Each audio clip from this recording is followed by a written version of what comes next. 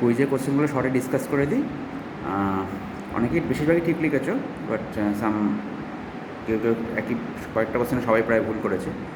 Number 1, sodium iodide symporter present in all this organs except liver.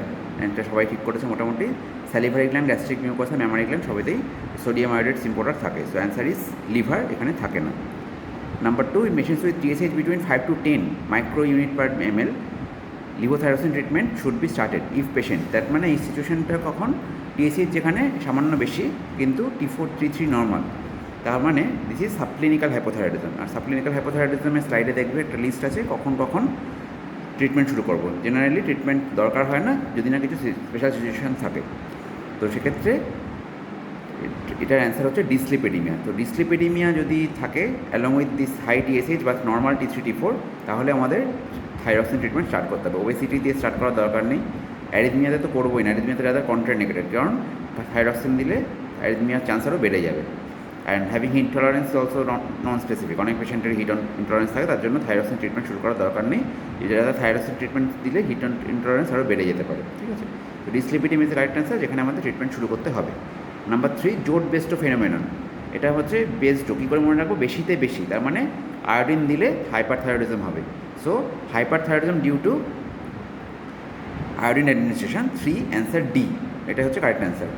Hypothyroidism due to iodine deficiency তো নয়, hyperthyroidism due to iodine ডেফিসিয়েন্সিও নয়, hypothyroidism following iodine administration, এটাকে এই ফেনোমেননটা হতে পারে, সেটাকে বলা হয় উলফ সাইকভ এফেক্ট। যদি আয়োডিন আমরা খুব বেশি দিই, তাহলে আয়োডিন দিলে দুরকম এফেক্টই হতে পারে, একটা হচ্ছে হাইপারথাইরয়েডিজম অথবা হাইপোথাইরয়েডিজম। যদি আয়োডিন দিলে বেশি হাইপারথাইরয়েডিজম হয়, তাহলে বেশিতে বেশি যদি হয় জোট বেস্টো, আর আয়োডিন দিলে যদি থাইরয়েড কমে যায়, থাইরয়েড হরমোন রিলিজ কমে যায়, তাহলে সেটা হচ্ছে উলফ সাইকভ এফেক্ট। ঠিক আছে। Number 4, in frank hypothyroidism dose of levothyroxine in otherwise healthy patient. তার মানে যেখানে কনফার্ম হাইপোথাইরয়েডিজম, টিএসএইচ বেশি, T3 T4 কম, সেখানে আমাদের ট্রিটমেন্ট স্টার্ট হয় 1.7 microgram per KG per day দিয়ে। ঠিক আছে, গ্র্যাজুয়ালি আপ টাইট্রেট করবো। আদারওয়াইজ হেলদি, তার মানে যদি না পেশেন্ট এলডারলি থাকে, যদি না পেশেন্টের ইসচেমিক হার্ট ডিজিজ থাকে বা আরিথমিয়া থাকে, তাহলে কিন্তু আমাদের লো ডোজ দিয়ে শুরু করতে হবে। ঠিক আছে, তো এটা 4 এর অ্যান্সার হচ্ছে C, 1.7 microgram per KG per day. Number 5, all of the drugs can inhibit thyroid hormone function or synthesis. Answer carbamazepine হচ্ছে মেটাবলিজম ইনডিউসার, তাহলে থাইরয়েড ফাংশন কমিয়ে দেবে। লিথিয়াম থাইরয়েড হরমোন রিলিজ কমিয়ে দেয়। অ্যামিউডারনের মধ্যে আয়োডিন আছে, তাহলে জেনারেলি এরা থাইরয়েড হরমোন রিলিজ এরাও কমিয়ে দেয়। অ্যামিউডারনে আয়োডিন খুব বেশি পরিমাণে আছে, তাহলে এখানে অ্যামিউডারনে জেনারেলি উলফ সাইকভ এফেক্ট দেখা যায়, সেই জন্য অ্যামিউডারনের হাইপোথাইরয়েডিজম হয়। ঠিক আছে, তাহলে সিপ্রোফ্লক্সাসিন কোনো রকমভাবে এফেক্ট করে না, তো ciprofloxacin is the answer here. 5 answer is A. Okay, ciprofloxacin do not cause hypothyroidism. Number 6, ideal treatment for hyperthyroidism during pregnancy. So ideal treatment for hyperthyroidism during pregnancy, আমাদের কার্বিমাজল, প্রোপাইল থাইরোসিল দুটোই option আছে, কিন্তু 6-এর অ্যান্সারটা D হচ্ছে ideal. Propyl thiouracil first trimester, then carbimazole. ঠিক আছে, কারণ propyl thiouracil hepatic side এফেক্টসের চান্স বেশি, কিন্তু safety to neonate is more with propyl thiouracil. সেই জন্য ফার্স্ট ট্রাইমেস্টারে যেখানে ফিটাসের অর্গানোজেনেসিস হচ্ছে, সেখানে আমাদের প্রোপাইল থাইরোসিল দিতে হবে, তারপরে কার্বিমাজল দেবো। Next, all are the problems of radioiodine therapy except, কোনটা রেডিওআয়োডিনের প্রবলেম নয়। ঠিক আছে, need recurrent therapy, hypothyroidism is permanent, B is absolutely correct, cannot be advised during pregnancy, it is also correct. Long latent period of the response, তাহলে long latent period of response এটা ঠিক। So need recurrent therapy, this is the answer. 7 answer is A. Recurrent therapy generally দরকার হয় না, খুব rarely, maximum দুটো therapy দরকার হয়, রাদার রিকারেন্ট থেরাপি দরকার হয় হচ্ছে অ্যান্টিথাইরয়েড ড্রাগ। ঠিক আছে, সো 7 answer is A. নাম্বার 8, all prevents conversion of T4 to T3, এটা ইজি কোশ্চেন। প্রোপানল করবে, beta blocker, non selective beta ব্লকারগুলো করবে, প্রোপাইল থাইরোসিল করবে, that's why it is use in thyroid storm, prednisolone that is a glucocorticoid that is also prevents T4 to T3 conversion. So answer is metoprolol, that is the selective beta blocker. So metoprolol is the answer, it do not prevent conversion of T4 to T3. Number 9, TSH level should be checked at intervals of 4 to 6 weeks. Okay, এটা কেন 4 to 6 weeks, because T4 আমরা দিচ্ছি, তো T4 therapy half life হচ্ছে বলেছিলাম 6 থেকে 7 দিন, তাহলে স্টেডি স্টেট আসতে সেই 4 থেকে 5টা হাফ লাইফ লাগবে। সো অ্যাটলিস্ট 28 to 35 ডেজ গ্যাপটা লাগবে, ঠিক আছে।